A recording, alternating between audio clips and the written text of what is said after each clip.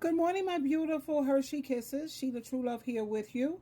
Tell me, how many of you feel this way? And you know what I find very sad is when you look at the age. When you look at the age of the people who feel this way, it's very disheartening. It's troubling, it's disheartening, and it's really sad because they're too young. Too young to feel this way. Okay, my darlings, I had to reboot up, so it took me a minute, so I had to pause, and I'm back. Yeah, this is someone who's very young. I think she's in her 20s, maybe 30s, and she's already so disgusted with life. Is this how you feel also? Goal driven girl. I need help, y'all. I feel like I'm losing motivation with things in life. Like, I remember being this very goal driven girl. This girl that would make a vision board, and I truly believe that the things that I put on my vision board that I think that would make me happy, I could obtain. But lately, I'm just feeling like, is this whole thing a fluke? It's like when I want a certain type of job, I get that job, and that job is shitty. When I want a certain type of relationship, I get that man, and the man is shitty. I try to get closer to certain people in my life with friendships, and I end up finding out I got to remove certain people from my life. It's just starting to feel like, damn, what is there to look forward to in this life anymore? Because it seems like everything you think you want is a scam.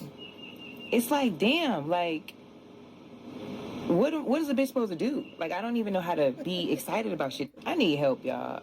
I feel like I'm losing motivation with things in life. You know, I find that to be very, very sad. It's very saddening because she's young. And let me read some of the comments from other younger people because I know what motivates me.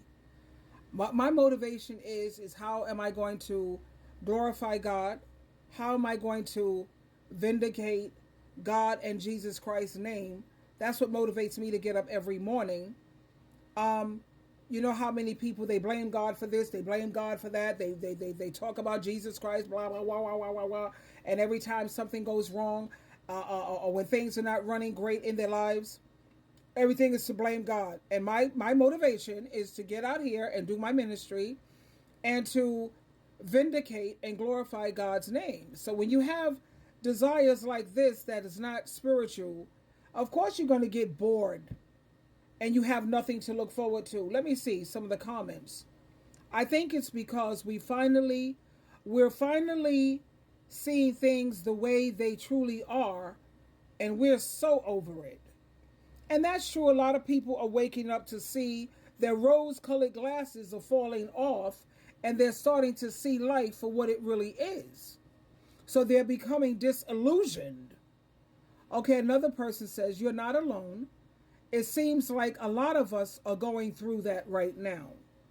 And that's got over 1,000 thumbs up. The person says, same here. This current life isn't for me.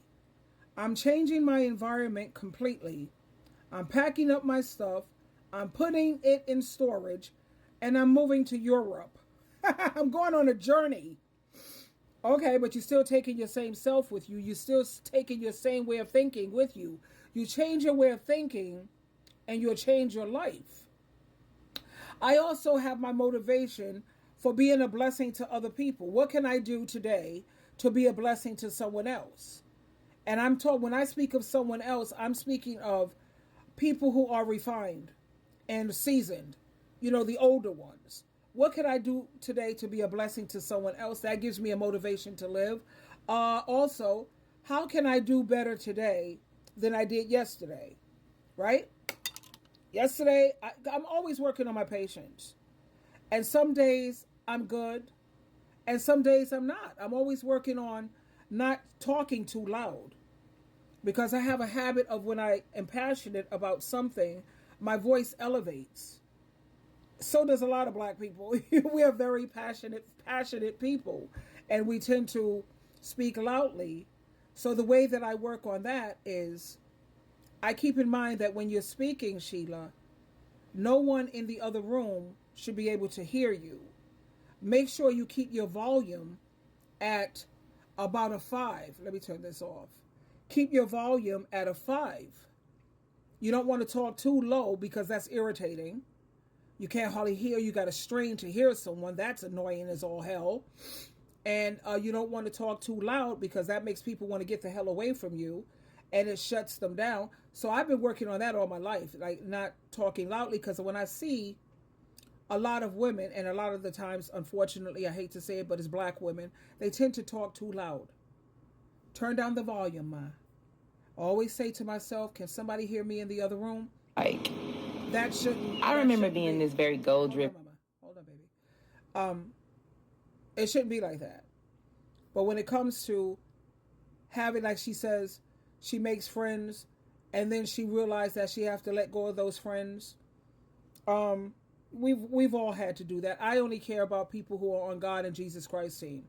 If you're not sitting at Jesus Christ's table, you and me, we're never going to get along. I'm also an eagle. An eagle is someone who is happily single and they want to stay that way. And I prefer to be with other eagles. I like being with other eagles because it's great. Chickens pecking around looking for a man, still can't be happy. Pigeons in unhealthy marriages. Some people have a great marriage. That don't make you a pigeon if you're married.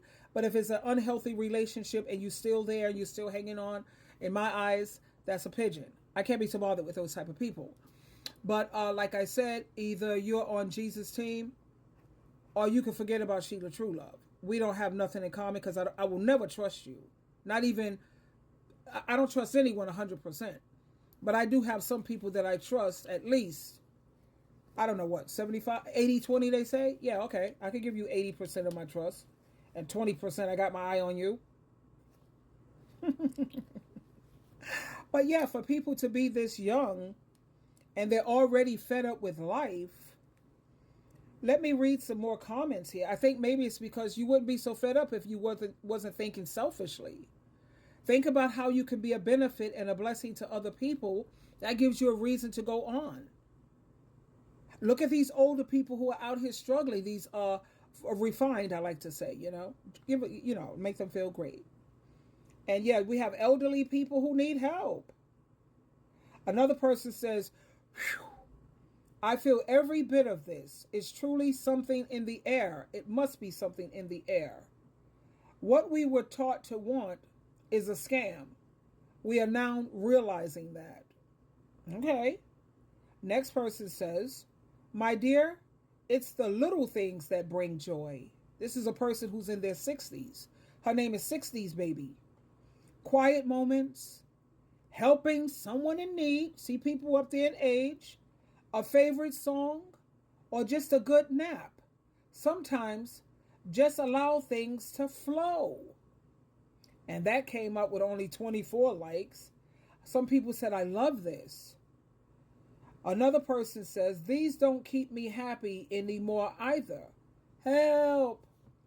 I feel like the time I near where I'm a permanent clock out. I feel many times I'm not interested in anything." That's called depression, sweetheart.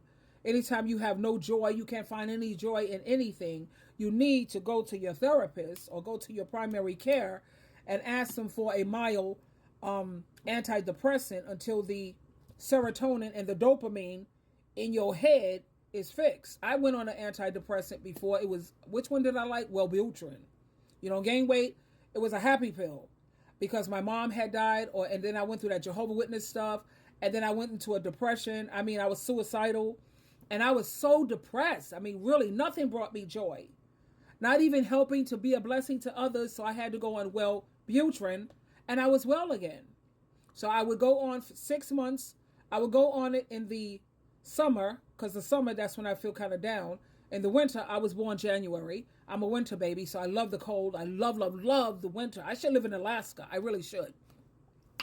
But I went 6 months on and 6 months off. 6 months on and 6 months off. And that allowed the dopamine and the serotonin in my head to be back into well-adjusted. And now I'm back to being the happy-go-lucky SheilaTruelove. Sometimes we just need a little extra help. So there you have it, my beautiful, beautiful Hershey Kisses. Don't let life get you down, and stay prayed up and study your Bible. Twinkle, twinkle, twinkle.